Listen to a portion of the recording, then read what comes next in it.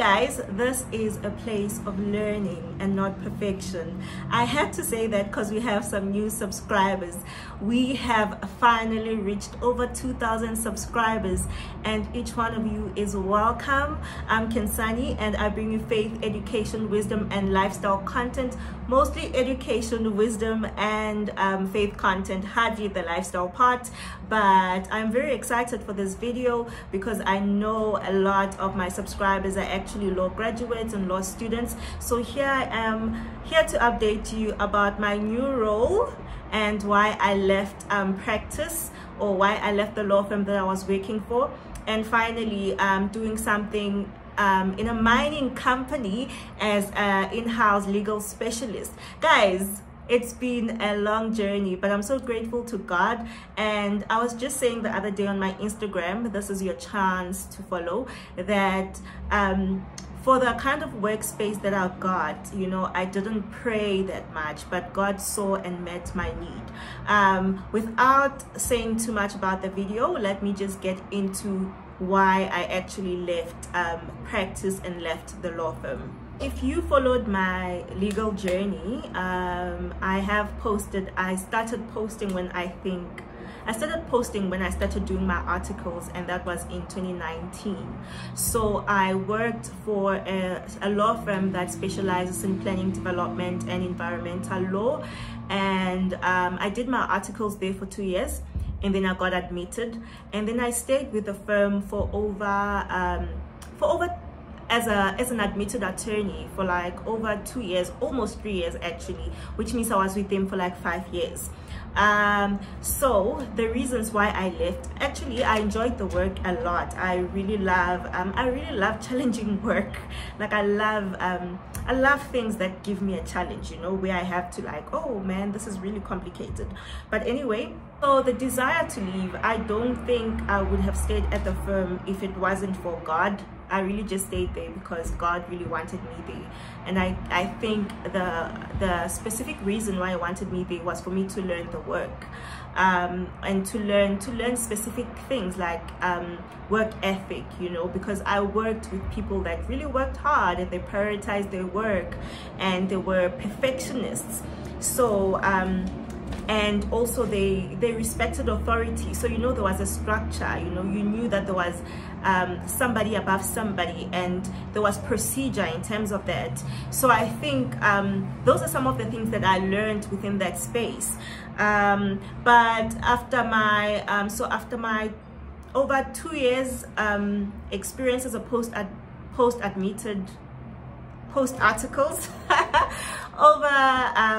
over 2 years post articles, I started to question who I want to be, you know. And I think that was the most important question, because I'm heading towards my 30s, you know, and there's certain things that I want, and the question was whether this space is still cultivating the person that I want to be. And when I answered that question, and I looked at what was happening within the space that I was working at, I felt like there wouldn't be any growth, or I wouldn't be cultivated in a manner that would support the kind of life that I want, or the person that I want to be. And the question of who you want to be when you want to leave work, it's because you must question whether now you are working towards, because there's something you're working towards, right? You must question whether I'm working towards senior associate, or I'm working towards partnership, I'm working towards directorship, whatever it is. But there must be something you are fixing your eyes towards within the next 2 to 3 years, 2 to 5 years, or in your 10-year plan. And when I looked at that, I couldn't fit within the structure of the firm. And that was one of the reasons why I was like, okay, now it's time to go, because I could no longer fit in within the structure of the company. And I felt like there wasn't any opening or anything that would accommodate the person that I wanted to be. Another thing was learning and growth. You know, at some point, it's not that I had learned everything and I had grown. I won't lie, I was still a junior, and there's so many more things I could have learned. The only thing is that there's a different there's a different kind of support that I required for my learning, and I didn't feel like I was getting that kind of support. And then the third thing is, obviously, at some point you want to see the fruit of your work, right? You want to see not only the fact that you've grown in your knowledge and your wisdom and your understanding of case law and legislation and drafting and all of that. You want to see tangible fruits. You want to see tangible results. Remember, you studied for 4 years, did articles for 2 years, and then now post-admission experience, you have 3 years. You want to see tangible results. And I was like, Aibo, kunining sebenza, you know, I want to see what I'm worth. I'd like to see actually what I'm worth. And that's when I started looking and I started applying. But actually, I started applying way earlier than that. I wanted to leave a lot way earlier than that, but because of different reasons and the culture of the firm. And now this brings me into, because guys, practice is hectic. The working hours are ridiculous. It's high pressure, it's stressful. You must show up consistently. So it's very hectic. So I feel like I was exhausted. There was a part of me that was exhausted. I was tired. So yeah, anyway, the culture. And this brings me into why I feel like God really kept me within that space, even if it was generally stressful and hectic. Firstly, because he wanted to teach me work. He wanted to teach me how to serve. He wanted to teach me authority. A lot of us don't know authority. You know, we are people that are like, why must Mangman tell me this? If somebody works under me now, I'm sure that people will be like, why should I work under Kenzani, you know? But authority is a very important thing. You know, there must always be a director and a junior associate, a senior associate. And the same thing within spiritual realms. You have authority, you have God, you have XY, you have God, you have the church, you have XYZ. It's not in exact order, but there is authority. And this brings me into the life of David. And I'm so glad that I actually did this video after studying his life. So David was a shepherd who was, and I like the fact that I'm bringing biblical context into this video. David was a shepherd, and he was serving as a shepherd. And I think being a shepherd was teaching him how to lead.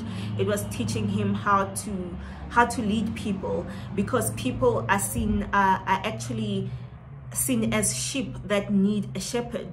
And even now, we actually, in the world that we live in, we are sheep that need a shepherd. So David as a shepherd was learning that skill. It comes a time when David is anointed as king of Israel, while there is a reigning king named Saul. So David, eventually King Saul, gets depressed and is tormented by a spirit. I think it's a spirit of depression. Could be wrong, but that's what I remember. And he needs a musician to come and play for him. And they find out that there is actually a man named David, the son of Jesse, who can play the harp. You can employ him to come and play you when the spirit starts to torment you. And then the king calls in David, and David comes and serves the king, playing the harp. But David does it so well that he becomes the king's armor bearer. And let's not forget, David is already anointed as king, but he is serving. He's already king.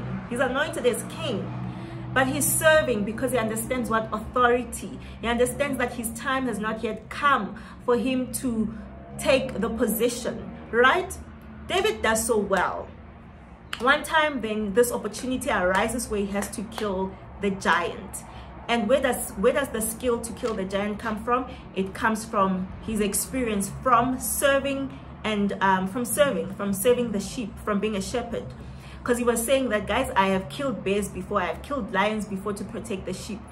How much more for a little giant, you know? So he gets that opportunity and he kills the giant. And then obviously, because people change their minds all the time, they're like, oh, wow, Saul has killed 1,000 people and David has killed 10,000 people. And then Saul started to get jealous. and then he wanted to kill David, and David started to hide and live in caves and all of that. And what I'm trying to depict from this story is your place where God places you, where God plants you. It's not always gonna be sweet and roses. You're gonna learn the work there, because David had to be in that palace to learn how to rule and to learn how the palace functions, how certain things are run within the palace, how to command an army. David was learning that. For him to become the kind of leader that he became, he had to learn that. So and that's what I'm showing you, that sometimes you want to leave a place too early when you haven't learned the work, because you are focusing too much on the toxicity. And sometimes it's important for you to hear from God, to say, God, is this the time to leave? Is this the time to leave? And you have to say, Lord, your will be done, because you will start applying for jobs. And if it's not God's will, you will not get that. You will strive, you will put in the applications. I did that, guys. I put in the applications before then, and I wouldn't get anything. At the time that it was ripe, and I had come to God and I had said, God, you know what? I'm playing one last chess move. If I do not get the result that I want, then I know it's time to go. And that's what happened. I didn't get the result that I wanted. And then 1, 2, 3, my friend is like, Kenzani, there's somebody saw your CV. They said apply, the job closes today. Hi, Bo. I'm like, okay. I'm not really interested, because I'm like, these people are not gonna pick me. I'm in development, they're in telecoms. There's no way they're gonna pick me. And then 1, 2, 3, I get a call. Went through a rigorous process of interviews. I went through 3 interviews. I was very confident, you know, and I think I thank God, because this is what happens once you've learned your work. You start to become confident in what you have to offer. So I got that interview and I got the job. But during that time, another opportunity arose, and actually I had applied before. And I'd forgotten about this application, and this one was in the mining industry, and this is an industry that I've always desired to work in. My entire time, I've always known that it has to do with mining, environmental law. I always knew that. I'm 2 months within my legal advisory role at the telecommunications company, and that's when I get a call to say that, girl, we have a position for you.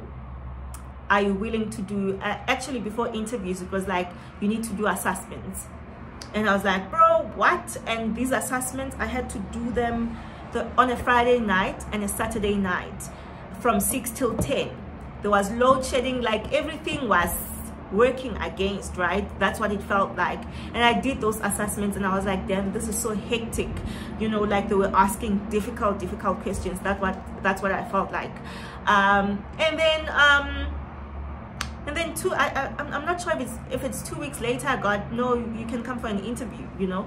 And I went to an interview. It was a panel of five people. And I was like, oh, this is the biggest panel I've ever been to. But I think the highlight there, for me is when I did say that, you know what, I am so grateful for this opportunity. It's something that I've always wanted to do. My desire has always been to be in mining. So just by stepping into this room, I was saying that I am super grateful. And the interview was one of the best interviews I've had. It was smooth, it was sweet, it was good questions, it was just exciting, you know. I left there feeling like, you know what, I don't lose anything. Whether I get the job or not, I didn't lose anything. And even then I was like, God, I see your hand over my life, because I could not have imagined myself stepping into that room, you know. And then yeah, time goes by.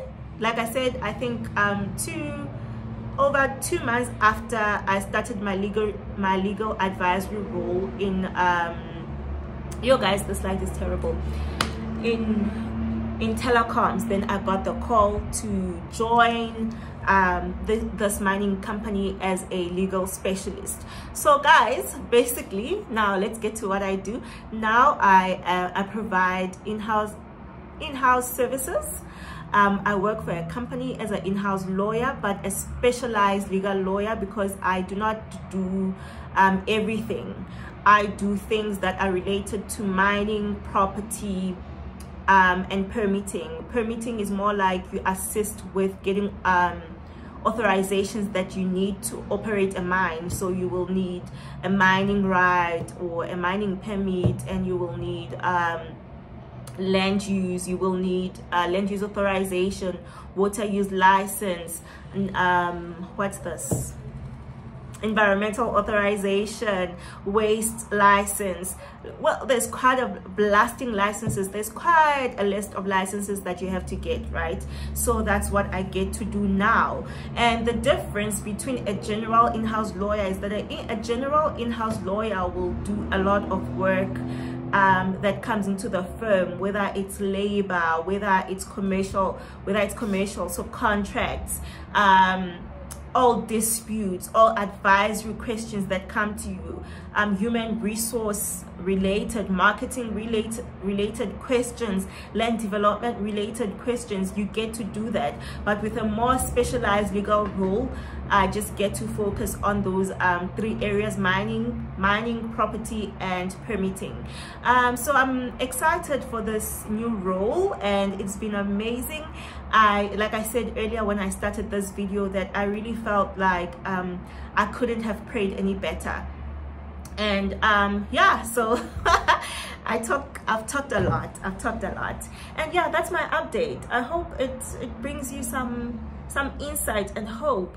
But more than anything, this video is just a reminder to continue serving where you are. If God wants you to continue serving there, serve there as best as you can. Learn how to be excellent, learn how to show up, learn the work, gain the confidence, know that you are good enough, you know, because once you get into a certain level, the one thing you will need is confidence, is to say, actually, I deserve to be here, and I deserve this money, and I deserve this role, and I deserve this position. And that only comes once you feel like you've gained the knowledge and the experience that you need for a specific role. Yeah, guys, thank you for watching. Please don't forget to comment, like, and subscribe. I do have a few things planned out for the year. I'm not sure whether it will be a lot of interviews or not, but we will have a panel discussion at some point with my favorite legal people. And there's a lot of things that I'm planning, and I can't reveal them, but in due course you guys will get all of that information. And yeah, please share, guys. Please don't forget to share, and goodbye.